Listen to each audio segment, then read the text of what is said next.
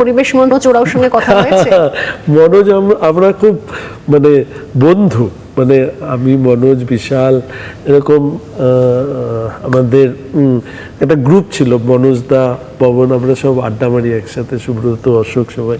তো আমরা যেহেতু বন্ধু এবং আমাদের এই বন্ধুত্বের স্পেয়ারটা অনেক বেশি বলে পরে মন্ত্রী হওয়ার পরে কোনো সময় কোনো দপ্তর নিয়ে সেভাবে আলোচনা হয়নি, কিন্তু আমার ইচ্ছে আছে যে আমি আর মনোজ জেলা সফরে যখন যাব তখন ওকে বলবো যে আমরা যদি একসাথে না, কারণ পর্যটনের সঙ্গে এই বন এবং পরিবেশ ভীষণ ওতপ্রোতভাবে জড়িয়ে।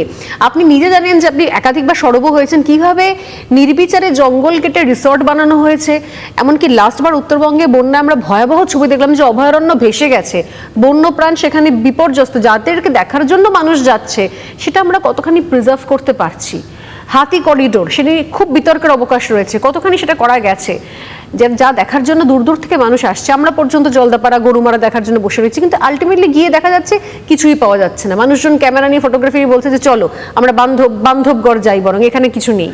তো এই যে জিনিসটা, এমনকি কাজিরাঙা পর্যন্ত অনেক ইমপ্রুভ করেছে, কিন্তু আমাদের অভয়ারণ্য গরুমারা, জলদাপাড়া গরুমারা সেই একই তিমিরে রয়েছে। তো সেই জিনিসগুলো দেখো, আমরা মনে হয় পরিবেশকে ভয়ঙ্করভাবে এক্সপ্লয়েট করেছি, বিশেষ করে আমাদের পশ্চিমবঙ্গে। এবং এক্ষেত্রে বরাবরই আমি সরব ছিলাম, পরিবেশ প্রেমী যারা সংগঠন তাদেরও নিশ্চিতভাবে এ ব্যাপারে সহযোগিতা চাইব।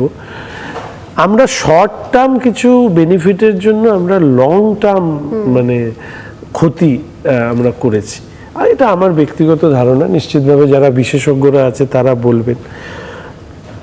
আমরা যদি লোনলি ফরেস্ট বা লোনলি আর্থ যদি আমরা দেখতে চাই, তাহলে দেখব লোনলি প্ল্যানেট রাদার, সেখানে দেখব যে ক্রুগার ফরেস্ট হচ্ছে একটা অন্যতম পর্যটন কেন্দ্র সাউথ আফ্রিকার, যেখানে সারা বিশ্বের মানুষ আসে।